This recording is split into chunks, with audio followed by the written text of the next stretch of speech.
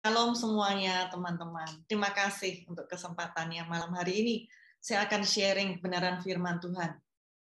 Puji Tuhan ya, kita bisa berjumpa walau melalui Zoom pada malam hari ini. Nah, saudara-saudara, masih ingatkah saudara ketika awal pandemi COVID-19? Banyak berita tersebar, baik melalui televisi, WA di berbagai grup tentang penyakit COVID, ya. Belum lagi berita tentang orang-orang yang kita kenal pulang ke rumah Bapak karena COVID. Apa yang saudara rasakan ketika itu? Banyak orang yang tidak mengalami damai sejahtera karena mendengar berita-berita saat itu. Muncul stres, ketakutan, bahkan ada orang yang sampai tidak berani keluar dari kamar. Teman saya bercerita tentang itu ya, temannya tidak berani keluar kamar. Nah, hal tersebut mengingatkan saya tentang bangsa Israel. Di mana Tuhan memberikan tanah perjanjian dan Musa mengutus 12 pengintai. Ya, nanti saudara-saudara bisa baca itu di kitab Bilangan. Kemudian mereka melaporkan hasil pengintaiannya. Kita bisa lihat di Bilangan 13 ayat 32, saudara.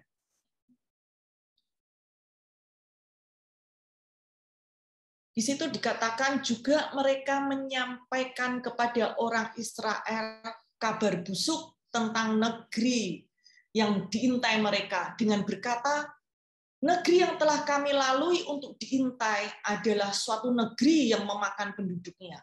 Dan semua orang yang kami lihat di sana adalah orang-orang yang tinggi-tinggi perawakannya. Nah, di sini kita bisa melihat, mendengar kabar busuk tersebut, apa yang mereka dengar mempengaruhi pikiran dan mempengaruhi perasaan mereka. Membuat bangsa Israel takut. Dari pikiran mempengaruhi kehendak mereka juga. Sehingga mereka bersungut-sungut, ingin kembali ke Mesir. Akhirnya mereka harus hidup di padang gurun. Nah, dari situ kita bisa melihat ya bahwa di sisi itu kita melihat bahwa betapa pentingnya tentang mendengar. Di sisi lain kita lihat, saudara ingatkah peristiwa yang diceritakan Alkitab tentang perempuan yang mengalami perdarahan? Kita bisa lihat di Markus 5 ayat 28 dan 29. Di situ diceritakan, sebab katanya, asal ku jamah saja jubahnya, aku akan sembuh. Seketika itu juga berhentilah perdarahannya. Dan ia merasa bahwa badannya sudah sembuh dari penyakitnya. Apakah yang terjadi itu tiba-tiba? Tiba-tiba perempuan itu memiliki keberanian bertindak menjamah jubah Yesus? Mari kita lihat di Markus 5 ayat 27. Di situ diceritakan, dia sudah mendengar berita-berita tentang Yesus. Maka di tengah-tengah orang banyak itu, ia mendekati Yesus dari belakang dan menjamah jubahnya. Perhatikan, saudara-saudara. Sebelumnya perempuan tersebut sudah mendengar berita-berita tentang Yesus. Tidak dikatakan berita, namun berita-berita. Wanita tersebut mendengar tidak hanya sekali, namun berulang kali. Di Alkitab versi bahasa Indonesia masa kini dikatakan mendengar banyak tentang Yesus. Ya. Di versi TPT dikatakan mendengar kuasa penyembuhan Yesus. Ketika itu Alkitab belum ditulis. Namun dikatakan di Yohanes 1 ayat 14, firman Tuhan mengatakan, firman itu telah menjadi manusia dan diam di antara kita. Dan kita telah melihat kemuliaannya, yaitu kemuliaan yang diberikan kepadanya sebagai anak tunggal Bapa, penuh kasih karunia dan kebenaran. Firman itu telah menjadi manusia, yaitu Yesus. Itulah yang perempuan tersebut dengar. Wanita itu mendengar banyak tentang Yesus. Dari mendengar, ia dapat mengetahui tentang Yesus, tentang kuasa kesembuhan yang dilakukan. Maka di situ ada pengharapan, dan ia percaya. Maka iman itu timbul sehingga ia berani bertindak menjamah jubah Yesus. Dan ia mengalami kesembuhan. Jadi ada proses yang dia lalui dari mendengar dan bertindak menjamah jubah Yesus. Dari sini kita bisa melihat dua perbedaan dari hasil mendengar antara bangsa Israel dan perempuan yang sakit pendarah. Betapa pentingnya apa yang saudara dengar dan respon saudara, karena akan mempengaruhi kehidupan saudara. Mari kita lihat Roma 15 ayat 4. Firman Tuhan katakan, sebab segala sesuatu yang ditulis dahulu telah ditulis untuk menjadi pelajaran bagi kita, supaya kita teguh berpegang pada pengharapan oleh ketekunan dan penghiburan dari kitab suci. Tuhan adalah pengharapan kita. Namun Tuhan memakai firman-Nya untuk pelajaran, memberikan pengharapan kepada kita. Semestinya firman Tuhan itu telah memberikan jalan keluar, petunjuk, pelajaran, dan sumber pengharapan agar anak-anak Tuhan itu mengalami hidup berkemenangan, mengalami breakthrough, dan bisa menikmati janji-janji Tuhan. Mari kita lihat Yohanes 17 ayat 17. Firman Tuhan mengatakan, kuduskanlah mereka dalam kebenaran, firman-Mu adalah kebenaran. Firman Tuhan itu adalah kebenaran. Firman Tuhan itu otentik, akurat, dapat dipercaya, dan bertentangan dengan kesalahan. Itu yang harus kita pegang. Firman Tuhan itulah sumber yang dapat dipercaya untuk saudara dengar. Sumber yang dapat dipercaya untuk saudara mengubah pola pikir. Dan sumber yang kita pikirkan dan kita fokuskan di dalam perjalanan kehidupan kita. Namun, tergantung pada kita. Apakah kita mau mendengar, menyelidiki, mempelajari, dan menerapkannya dalam kehidupan kita. Mari kita lihat di Roma 10 ayat 17, saudara. Ayat ini mengatakan, jadi iman timbul dari pendengaran dan pendengaran oleh firman Kristus. Mendengar firman Kristus, maka iman itu timbul. Ya. Di Roma 10 ayat 17 versi NLT dikatakan, so faith comes from hearing, that is hearing the good news about Christ. Berita-berita baik tentang Kristus. Nah, apakah selama ini saudara dengar berita baik tentang Kristus, atau apakah yang saudara dengar yang kelihatannya firman Tuhan, padahal bukan firman Tuhan, sehingga membuat saudara itu tanpa pengharapan? Mari kita lihat di Yesaya 55 ayat 11. Firman Tuhan mengatakan, demikianlah firman-Ku yang keluar dari mulut-Ku, ia tidak akan kembali kepadaku dengan sia-sia. Tetapi ia akan melaksanakan apa yang Ku kehendaki, dan akan berhasil dalam apa yang Kusuruhkan kepadanya. Wow, luar biasa. Inilah imannya Tuhan. Inilah imannya Tuhan. Apa yang firman Tuhan katakan pasti berhasil terjadi. Firman ini benih yang sempurna. Tidak dapat rusak. Terdapat potensi janji-janji Tuhan. Dan satu-satunya tempat untuk mendapatkan jenis iman Tuhan adalah dari firman Tuhan. Iman Tuhan tersedia bagi mereka yang memilih untuk percaya. Nah, jika tidak berhasil, bukan salah dari firman Tuhannya, saudara.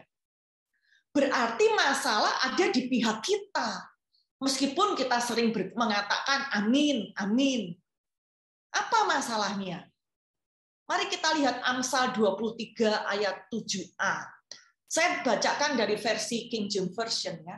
Sebagaimana orang berpikir dalam hatinya, seperti itulah ia.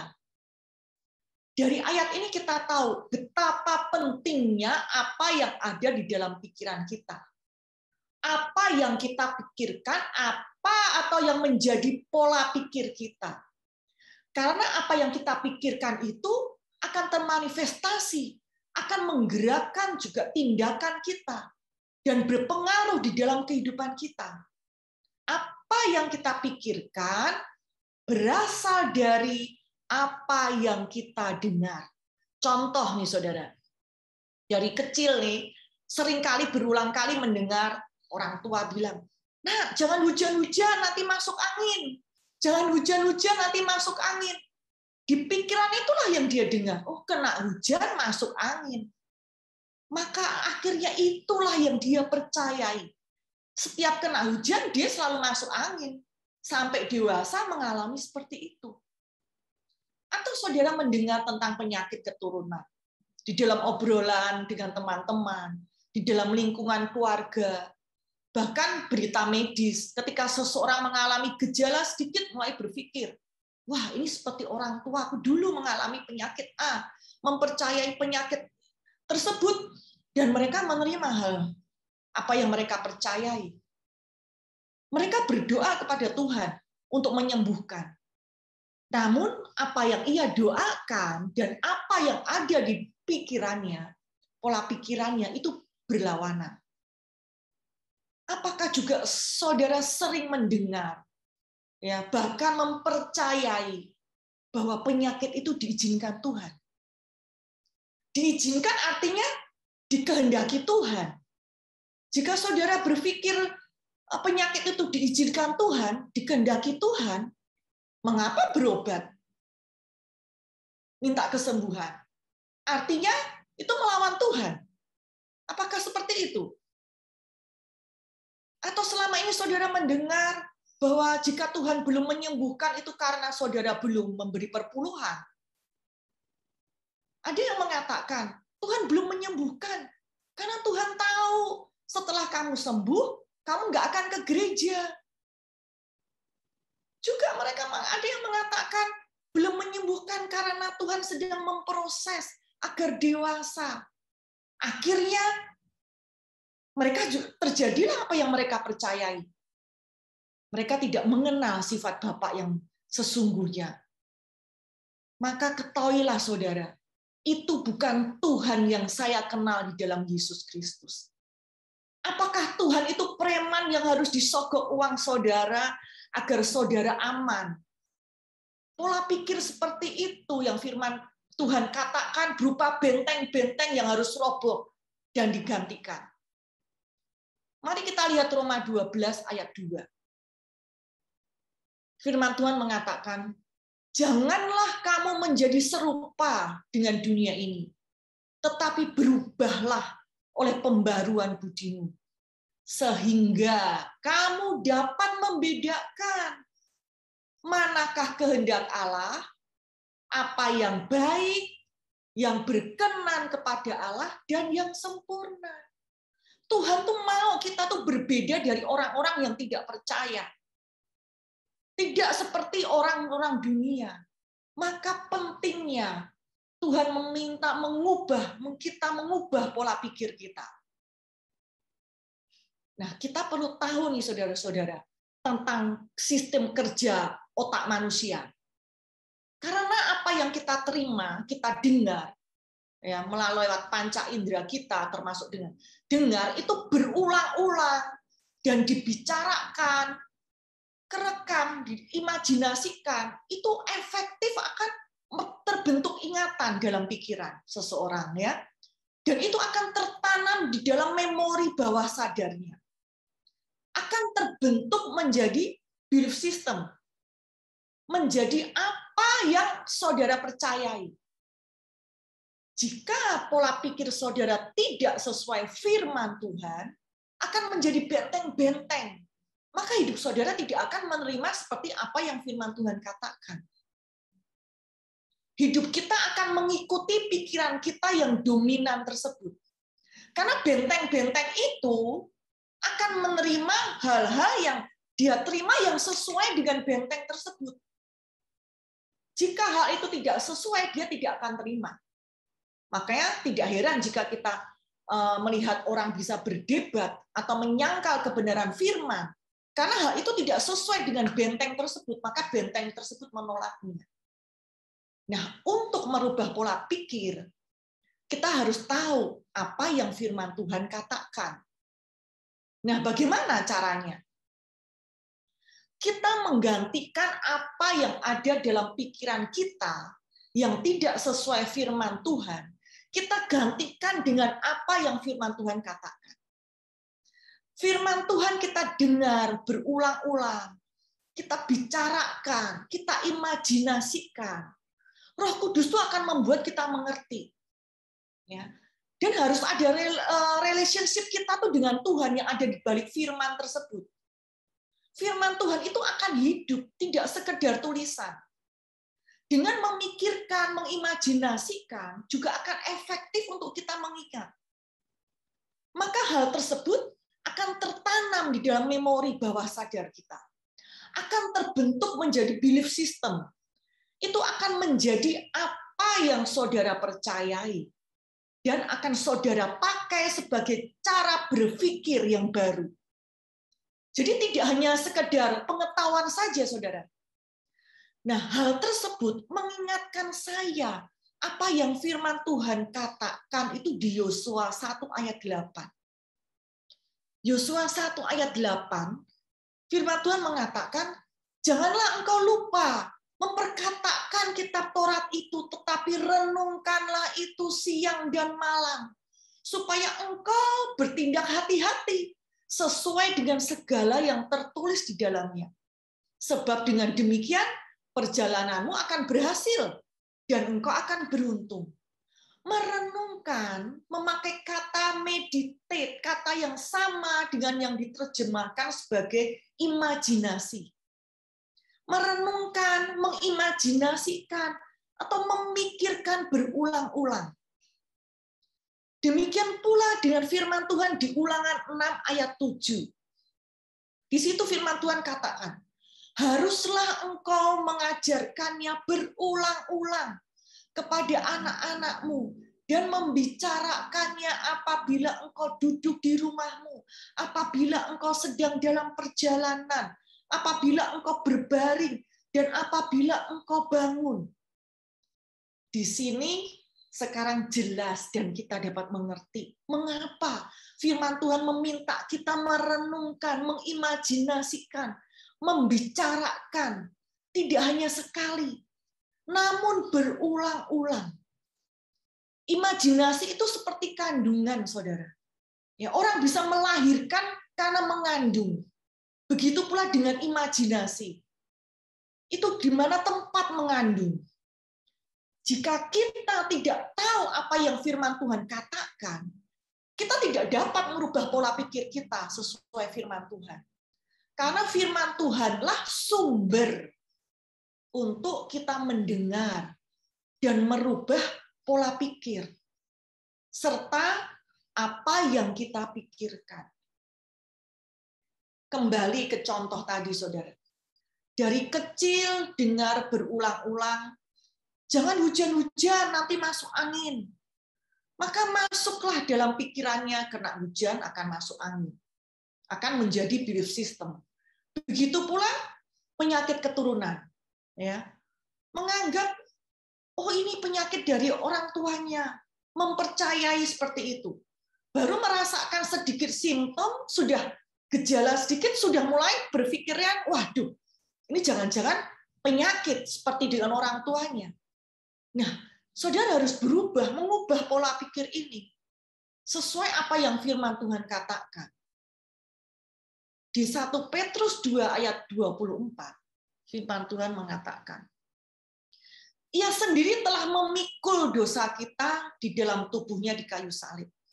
Supaya kita yang telah mati terhadap dosa, hidup untuk kebenaran. Oleh bilur-bilurnya kamu telah sembuh. Ya, tidak hanya saudara menerima pengampunan dosa, namun saudara juga telah sembuh. Artinya Tuhan sudah berikan kesembuhan itu, bukan nanti akan sembuh. Jika telah sembuh, artinya saudara harus berpikir bahwa saudara itu orang yang sehat. Pola pikir kita harus kita gantikan. Tidak ada kutu penyakit. Jika saudara mempercayai memiliki penyakit keturunan, ya jadilah seperti itu. Karena banyak orang yang mempercayai dan menerima apa yang jadi pemikirannya. Firman Tuhan katakan juga bahwa Yesus menjadi kutuk karena kita. Kutuk sudah ditanggung Yesus di kayu salib. Tinggal kita mau terima atau tidak, sebagaimana yang saudara mempercayai Tuhan dalam menerima keselamatan, begitu pula saudara dalam menerima kesembuhan. Saudara kan mempercayai, mengaminkan bahwa dosa kita sudah diampuni, kita mempercayai Yesus. Dan mempercayai kita tentang mempercayai pengampunannya, sama juga dengan kita mempercayai tentang kesembuhan yang Tuhan sudah berikan. Jadi penyakit dialami turun-temurun karena pola hidup di dalam keluarga sama, pola makannya sama, pola hidupnya sama, akhirnya menimbulkan penyakit ya turun-temurun di dalam keluarga, sehingga menimbulkan penyakit yang sama. Jadi mari kita ubah pola pikir kita. Kita mempercayai bahwa apa yang firman Tuhan katakan itu ya dan amin. Pola pikir seperti itu harus kita ubah agar kesembuhan yang Tuhan telah berikan itu dapat termanifestasi dalam kehidupan saudara. Nah, di dalam kerajaan Allah itu bukan kita berusaha agar Tuhan bergerak untuk menyembuhkan kita, atau kita itu menggerakkan Tuhan untuk Tuhan bertindak memberikan kesembuhan, memberikan berkat-berkat. Bukan seperti itu, saudara. Karena itu Tuhan telah berikan. Tuhan telah berikan di dalam satu paket lengkap dalam keselamatan tersebut. Dan kita mempercayai dan menerima apa yang Tuhan telah berikan. Jika kita benar-benar mengerti bahwa itu sudah Tuhan berikan, meskipun saudara belum melihat manifestasinya, saudara dapat mengucap syukur untuk semua yang Tuhan sudah berikan. Begitu pula tentang perpuluhan. Saya tidak anti perpuluhan, saudara. Saya tidak melarang saudara memberikan perpuluhan. Milikilah motivasi yang benar. Pola pikir harus berubah. Saudara itu orang benar. Berkat mengejar orang benar. Saudara orang yang sudah diberkati. Karena saudara mengerti bahwa Tuhan sudah memberkati saudara. Saudara dengan penuh pengucapan syukur. Saudara dengan sukacita memberikan, mempersembahkan uang saudara. Bukan karena takut atau terintimidasi. Tuhan itu bukan preman yang harus disogok dengan uang persembahan saudara, dengan pelayanan saudara, agar saudara sembuh, agar saudara aman. Saya menjumpai anak muda. Dia pelayanan, menyerahkan hidupnya kepada Tuhan. Dia melayani Tuhan dengan semangat. Suatu ketika orang tuanya sakit. Saya berjumpa dengan dia. Dia protes sama Tuhan. Tuhan, kenapa orang tuaku sakit? Aku sudah menyerahkan hidupku melayani Engkau. Artinya dia tidak memiliki pola pikir yang benar tentang arti pelayanan, tentang apa yang dia lakukan. Apakah Bapak yang kita kenal di dalam Yesus Kristus, Bapak yang perlu disogok dengan pelayanan kita, dengan uang kita? Sama-sama memberi, sama-sama melayani, namun kita bisa melihat motivasi hati yang berbeda, saudara. Yang satu memberi karena takut hukuman, takut sial. takut belalang pelahap, atau ingin dilipat gandakan seperti orang berinvestasi. Yang satu memberi dengan sukacita, karena ia tahu ini berkat dari Bapa. Dia memberikan dengan sukacita. Tuhan melihat hati, saudara. Apa yang ada di pikiran kita itu juga berpengaruh pada hati. Mungkin saudara berpikir, apa hubungannya antara apa yang kita pikirkan dengan hati? Kita akan lihat, saudara, di Efesus 1 ayat 3. Firman Tuhan mengatakan, terpujilah Allah dan Bapa Tuhan kita Yesus Kristus yang dalam Kristus telah mengaruniakan kepada kita segala berkat rohani di dalam surga. Saya garis bawahi, segala berkat.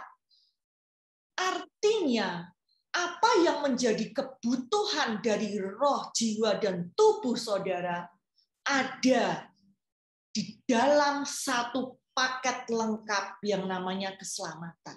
Tuhan sudah berikan. Ada kesehatan, kemakmuran, buah roh. Sudah ada, sudah diberikan. Jadi kita tidak perlu meminta Tuhan, Tuhan aku minta diberi buah roh, kasih, sukacita, damai, sejahtera. Tidak perlu, saudara. Kapan diberikannya? Mari kita lihat 2 Korintus 5 ayat 17. Firman Tuhan mengatakan, jadi siapa yang ada di dalam Kristus, ia adalah ciptaan baru. Yang lama sudah berlalu, sesungguhnya yang baru sudah datang. Ketika saudara lahir baru, yaitu ketika saudara mengaku dengan mulut, Yesus Kristus adalah Tuhan, dan percaya dalam hati bahwa Allah telah membangkitkan Kristus dari antara orang mati, maka dikatakan saudara adalah ciptaan baru. Karena di 1 Korintus 6 ayat 17, firman Tuhan mengatakan, tetapi siapa yang mengikatkan dirinya pada Tuhan, menjadi satu roh dengan dia. Roh saudara itu sudah bersatu dengan roh Tuhan. Maka firman Tuhan katakan saudara itu ciptaan baru. Roh saudara itu sempurna, karena menjadi satu dengan roh Tuhan. Maka dikatakan tubuh saudara itu bait Allah. Percayai karena ada roh Allah di dalam saudara. Roh Allah itu tidak keluar masuk, saudara. Ya, jika saudara melakukan kesalahan, roh Allah meninggalkan. Tidak, saudara. Kita berbeda dengan orang-orang pada perjanjian lama. Pada perjanjian lama, orang-orang itu yang Tuhan pakai dihinggapi roh Allah. Itu roh Allah bisa meninggalkan. Tetapi kita di dalam New Covenant, kita dalam perjanjian yang baru. Roh Allah tinggal di dalam saudara. Dia tidak keluar masuk, tidak meninggalkan saudara. Saudara tidak usah khawatir, takut akan hal itu. Nah, kita harus tahu itulah identitas kita dalam Kristus. Itulah identitas kita sebenarnya di dalam Kristus, di dalam roh kita. Maka saudara disebut manusia roh. Roh saudara itu sudah beres. Yang mengerjakan itu Tuhan. Bukan usaha dari saudara, bukan hasil pekerjaan saudara untuk menjadikan roh saudara itu sempurna. Tapi itu hasil dari karya Tuhan. Nah, segala berkat rohani itu juga sudah ada di dalam roh kita yang baru tersebut, saudara. Bagaimana segala berkat rohani itu dapat termanifestasi di dalam hidup saudara? Nah, manusia nih, saudara. Manusia itu tidak hanya terdiri dari roh saja, namun memiliki jiwa dan tinggal di dalam tubuh jasmani. Mari kita bisa lihat slide berikut ini, saudara. Nah, di hati manusia itu terletak roh dan jiwa saudara. Kita sudah tahu ya, bahwa roh kita itu baru sudah sempurna. Itu pekerjaan Tuhan. Artinya, sebagian dari hati saudara itu sudah beres, sudah sempurna. Namun masih ada jiwa di situ. Nah, jiwa ini yang belum beres. Siapa yang membereskan jiwa? Di jiwa ini ada pikiran saudara, ada perasaan dan kehendak. Jadi jiwa ini terdiri dari pikiran, perasaan, kehendak. Yang mengendalikan semuanya ini, motornya itu, peran utama itu di pikiran. Dari pikiran ini mempengaruhi perasaan, dari pikiran mempengaruhi kehendak. Akhirnya mempengaruhi apa? Mempengaruhi jiwa, saudara. Nah, pintu masuk ke pikiran itu melalui apa? Melalui panca indera. Apa yang kita lihat, dengar, rasa, raba, termasuk apa yang kita dengar. Itu akan masuk pikiran, akan mempengaruhi perasaan, kehendak, mempengaruhi jiwa. Nah, jika saudara mendengar hal-hal yang tidak baik, itu akan berpengaruh. Jadi apa yang saudara pikirkan, rasakan, kehendak akan mempengaruhi jiwa. Otomatis mempengaruhi hati. Karena jiwa itu ada di hati. Ya. Ingatkah saudara firman Tuhan yang mengatakan jagalah hati dengan segala kewaspadaan? Karena dari situlah terpancar kehidupan. Tuhan memerintahkan kita untuk menjaga. Jagalah. Kenapa Tuhan memerintahkan kita menjaga? Karena di hati tersebut ada jiwa. Di jiwa itu ada pikiran. Nah, itulah bagian kita. Apa yang harus kita pikirkan. Dan yang kita harus ubah pola pikir kita. Itu bagian kita, saudara. Maka setelah kita mengetahui ini, kita baru mengerti, oh pantas firman Tuhan memerintahkan kita jagalah hati. Jadi jangan sebaliknya kita memerintahkan Tuhan untuk urusan untuk menjaga hati.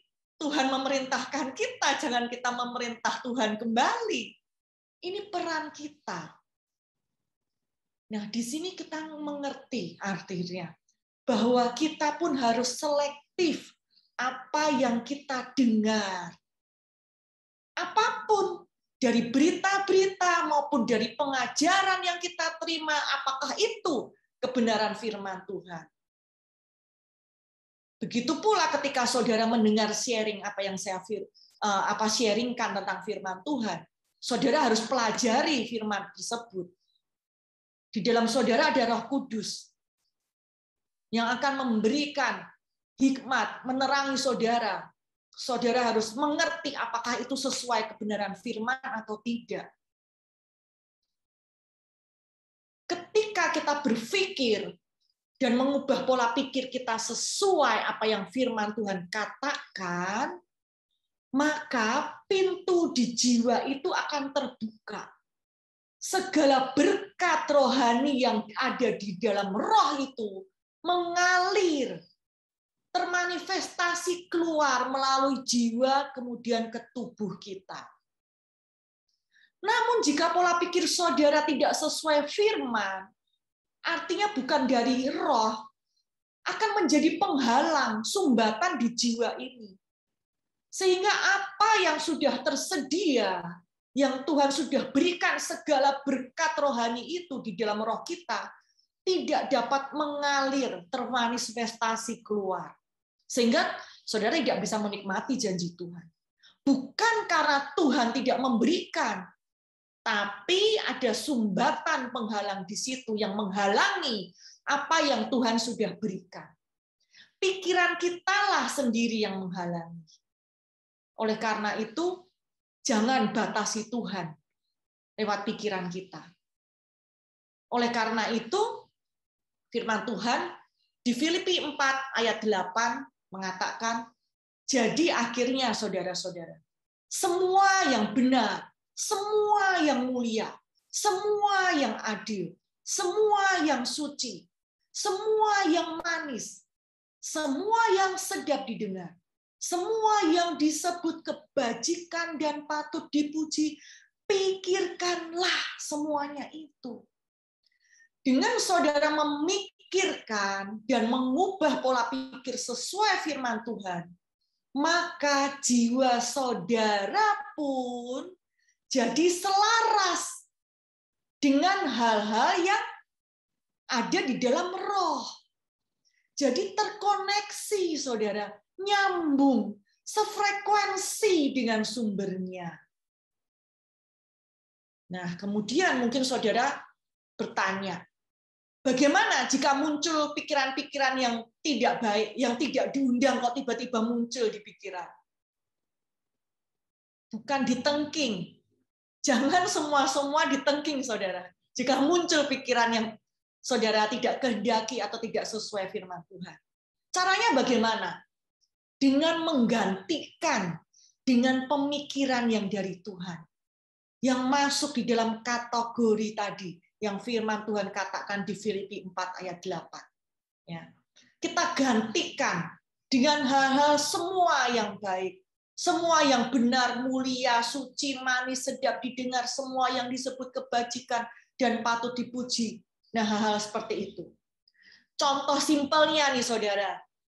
Kita dipraktekin ya, ikutin ya sekarang ini, saudara. Sekarang saudara imajinasikan di pikiran saudara tentang buah jeruk.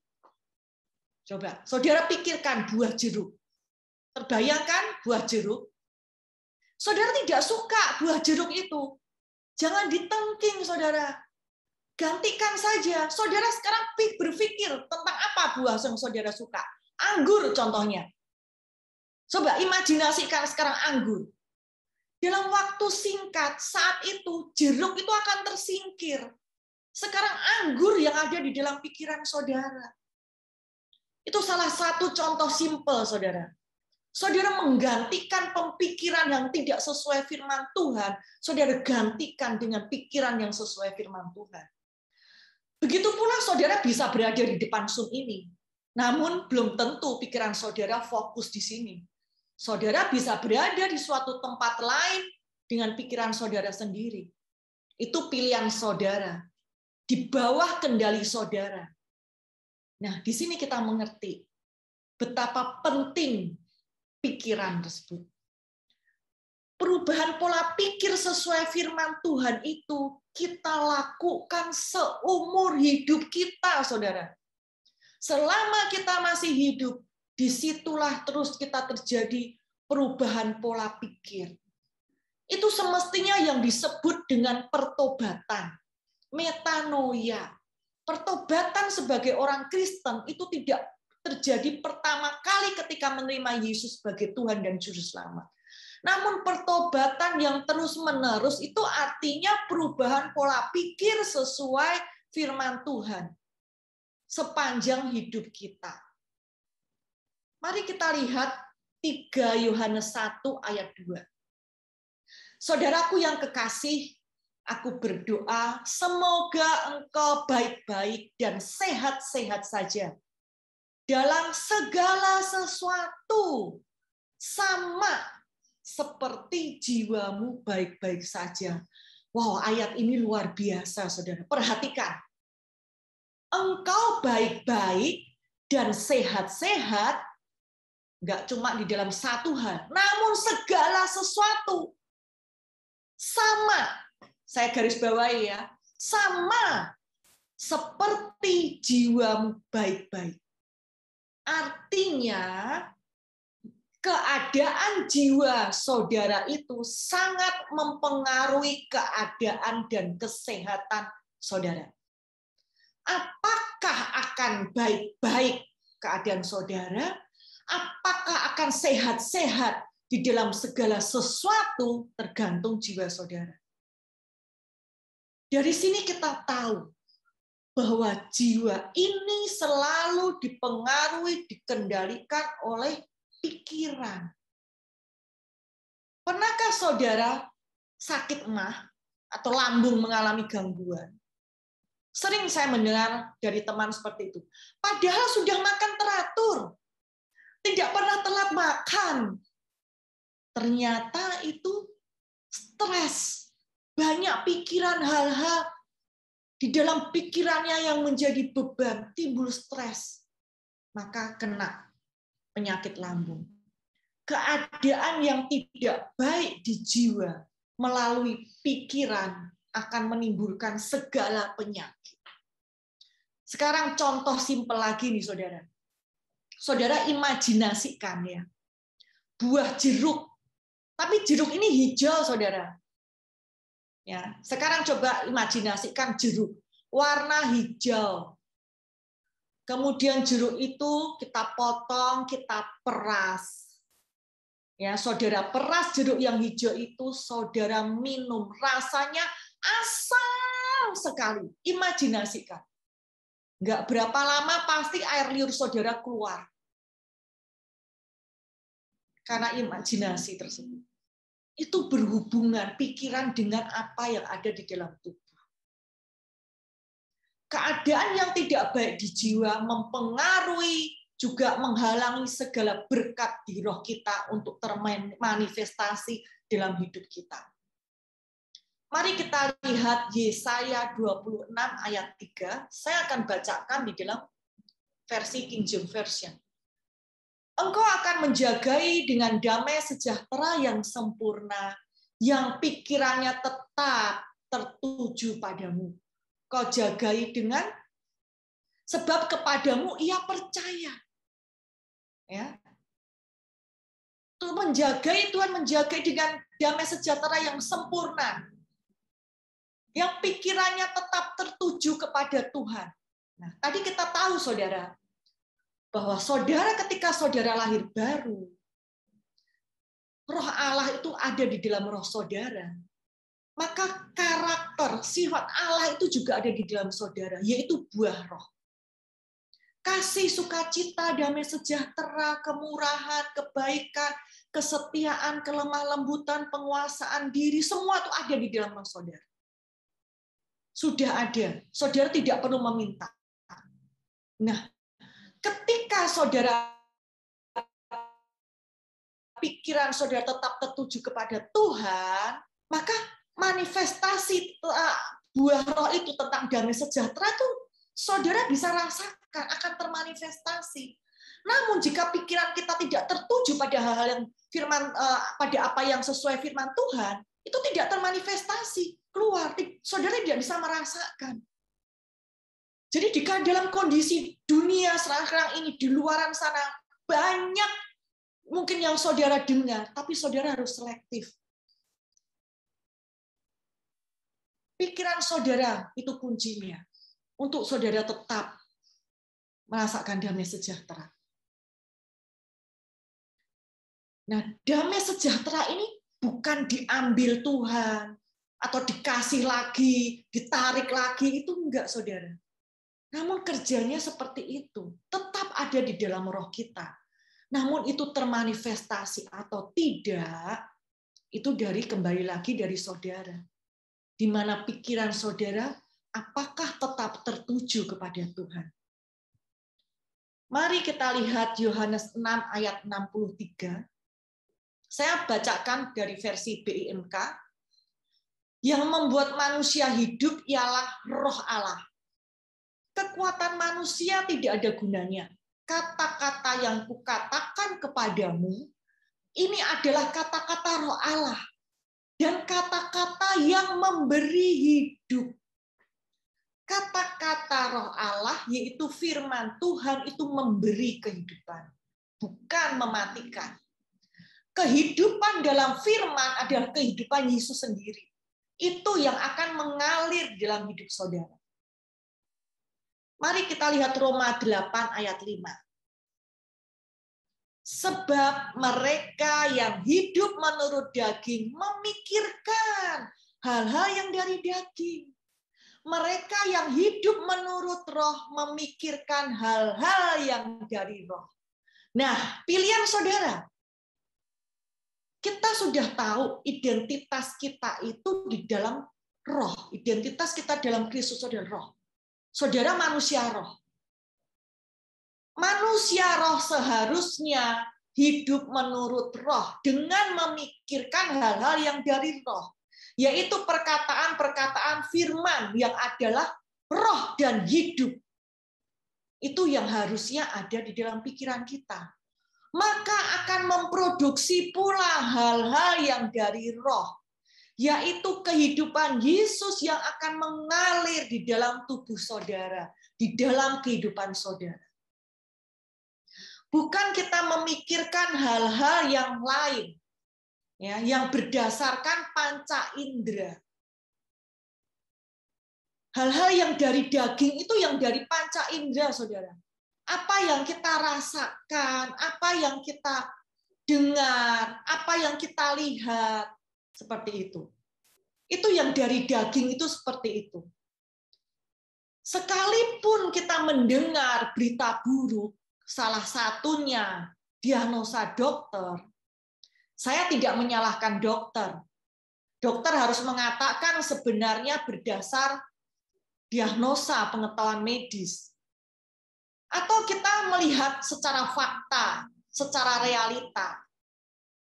Namun, jika pola pikir kita sudah berubah sesuai firman Tuhan, kita dapat memilih dan memilah apa yang saudara akan dengar dan pikirkan itu yang akan saudara fokuskan. Apa yang akan saudara fokuskan? Apa yang saudara pikirkan? Dan yang saudara percayai. Kaleb sama-sama mengintai tentang bangsa Israel tadi yang diberikan tanah perjanjian. Ya, Kaleb sama-sama mengintai. Namun respon Kaleb berbeda dengan sebagian besar bangsa Israel. Kaleb merespon dengan memilih apa yang Tuhan katakan. Kaleb memilih fokus, mengingat berpikir akan janjinya Tuhan, bahwa itu Tuhan sudah berikan. Bukan memikirkan pada kabar buruk, atau yang melihat secara fakta, secara nyata musuh seperti itu, berdasarkan kabar tersebut. Namun Kaleb tidak fokus kepada hal-hal berita tersebut. Sehingga Kaleb bisa mengambil keputusan bertindak dengan benar, yaitu tetap maju menduduki negeri itu untuk bertindak menerima janji Tuhan. Begitu pula dengan wanita yang sakit pendarahan, saudara. Secara fakta yang dihadapi, pendarahan sudah 12 tahun. Mari kita lihat Markus 5 ayat 25 dan 26. Adalah di situ seorang perempuan yang sudah 12 tahun lamanya menderita pendarahan. Ia telah berulang-ulang diobati oleh berbagai tabib, sehingga telah dihabiskannya semua yang ada padanya. Namun sama sekali tidak ada faedahnya. Malah sebaliknya, keadaannya makin memburuk. Jika melihat secara fakta, secara realita, secara daging, 12 tahun pendarahan. Sudah berobat ke segala tabib, tidak sembuh. Sudah menghabiskan semuanya, tentunya untuk membayar tabib. Namun apa? Secara fakta, secara realita, keadaannya makin memburuk. Namun perempuan itu memilih tidak fokus pada apa yang ia alami secara fakta, secara jasmani. Tidak fokus dengan apa yang ia sudah mendengar diagnosa dari banyak tabib tentang penyakitnya. Tidak fokus dengan keadaannya yang makin memburuk. Dikatakan seperti itu, makin memburuk. Perempuan ini lebih banyak fokus mendengar banyak tentang Yesus. Sehingga ketika dia fokus ya, mendengar apa yang selama ini ia dengar tentang Yesus, sehingga ia mengetahui tentang Yesus, tentang kuasa kesembuhan. Ini berhubungan dengan pikiran lagi, pola pikir. Maka di situ ada pengharapan dari perempuan tersebut. Dan ia percaya. Maka iman perempuan itu timbul. Sehingga ia berani bertindak. Iman dilepaskan dengan bertindak. Menjamah jubah Yesus. Ia mengalami kesembuhan. Iman bukan menggerakkan Tuhan untuk Tuhan bertindak. Karena Yesus tidak tahu ketika perempuan tersebut menjamahnya. Iman itu percaya dengan apa yang Tuhan sudah sediakan dan Tuhan sudah berikan. Nah, pilihan di tangan saudara. Apa yang saudara akan dengar dan pikirkan, serta mau mengubah pola pikir saudara dengan apa yang firman Tuhan katakan, dan apa yang saudara mau percayai. Saya sudah mempraktekkan hal ini, saudara. Ya, saya akan memberi kesaksian. Beberapa tahun yang lalu sebelum pandemi, ya, sebelum pandemi COVID, saya mengalami masalah dengan lengan kiri saya, saudara. Harusnya lengan kiri, lengan itu dapat digerakkan sendi peluru. Dia bisa segala arah bisa digerakkan. Namun saya tidak bisa. Karena apa? Sakit sekali. Ya. Ke belakang gini sakitnya luar biasa, sakit. Sehingga saya terbatas gerakan tangan kiri saya. Olahraga pun saya tidak bisa di tangan kiri. Maka karena sakit, saya membatasi, tidak saya gerakan. Kemudian saya ke dokter. Dikasih salep, dikasih obat. Tidak sembuh. Pindah ke dokter lain. Disuntik. Sampai terjadi saya pindah 4 dokter, semua spesialis, saudara-saudara. Suruh fisioterapi, saya lakuin fisioterapi. Sama dokter lain dikasih obat, sampai saya tuh lambung saya sakit gara-gara minum obat. Saya stop obat. Saya pindah dokter lain, di mana dokter tersebut yang sering menangani atlet, dokter spesialis, juga dia pun ahli akupunktur. Saya ke sana juga, tidak berhasil. Saya pergi ke khusus akupunktur. Dia lulusan dari China. Tetap tidak berhasil, saudara. Kemudian dokter terakhir saya kunjungi, dia minta saya suruh MRI. Ya. Kemudian dilihat dari hasilnya, dia menunjukkan hasil MRI-nya, dia katakan, Ibu, ini ada cedera di sini, dia tunjuk. Ibu harus operasi, tidak ada jalan lain. Saya tanya, kalau tidak dioperasi bagaimana dokter? Justru semakin parah, Ibu. Saat mendengar itu, pilihan ada pada saya. Sudah berbagai dokter, sudah fisioterapi berbagai cara. Itu lama loh, saudara. Berbulan-bulan, hampir 1 tahun, dengan kondisi tersiksa seperti itu. Kalau secara realitas, secara fakta yang saya alami, dokter mengatakan seperti itu, akan langsung bertindak karena sudah lama ini. Namun saya memilih fokus mendengar dari dokter di atas segala dokter, Jehovah Rafa. Bahwa dia sudah menanggung dosa dan pelanggaran saya. Dia juga yang sudah menyembuhkan saya. Oleh bilur-bilur Tuhan Yesus, saya telah sembuh. Saya sudah mengubah pola pikir saya tentang ini, saudara-saudara. Saya renungkan hal ini. Saya imajinasikan. Saya tidak meminta-minta Tuhan untuk sembuhkan saya, karena saya tahu Tuhan telah menyembuhkan saya. Itu yang saya percayai. Ketika saya merenungkan kebenaran firman ini, ada impresi di dalam saya yang berbicara seperti ini, saudara. jika seseorang itu diopnam di rumah sakit, kemudian dokter visit dan mengatakan, oh Pak, Bu, telah sembuh. Meskipun orang tersebut masih agak lemas atau masih sedikit pusing, orang ini tidak peduli. Dia percaya dokter yang visit mengatakan sudah sembuh, maka ia apa?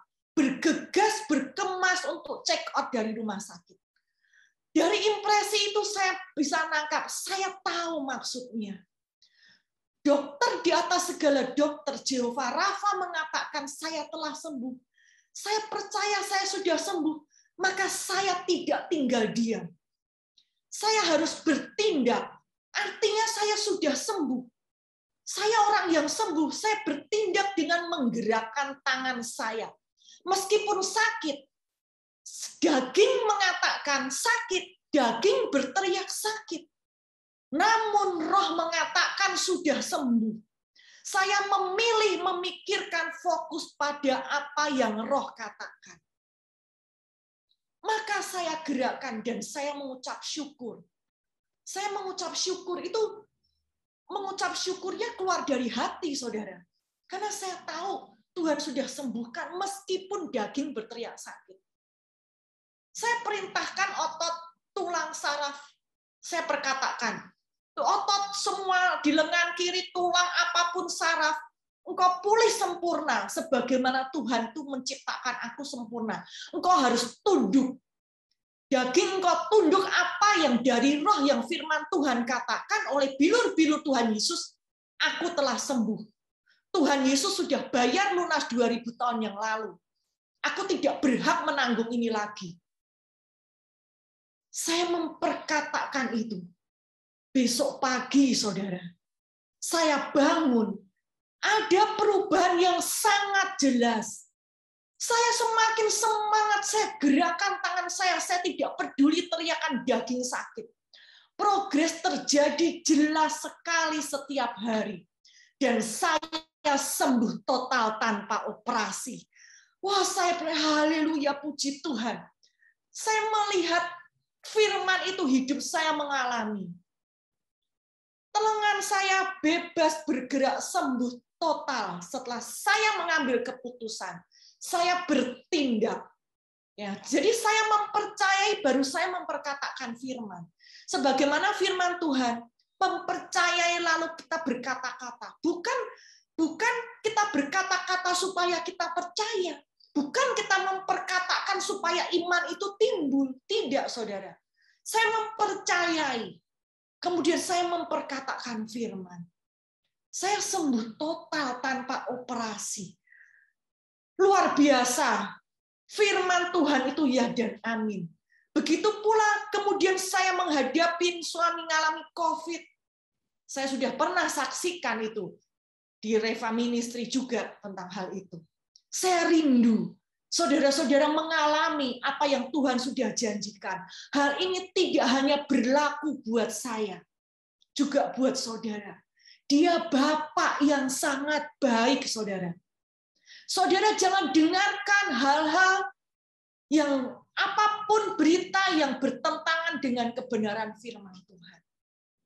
Sekalipun yang memperkatakan itu mungkin orang yang saudara segani sebagai hamba Tuhan, namun saudara harus mempercayai apa yang Tuhan katakan. Karena firman Tuhan itu otentik. Firman Tuhan itu berlawanan dengan kesalahan. Firman Tuhan itulah kebenaran. Dan kebenaran itu di atas fakta, di atas realita. Apa yang kita lihat, apa yang kita dengar, apa yang kita rasakan secara indera kita. Dan firman Tuhan itu luar biasa.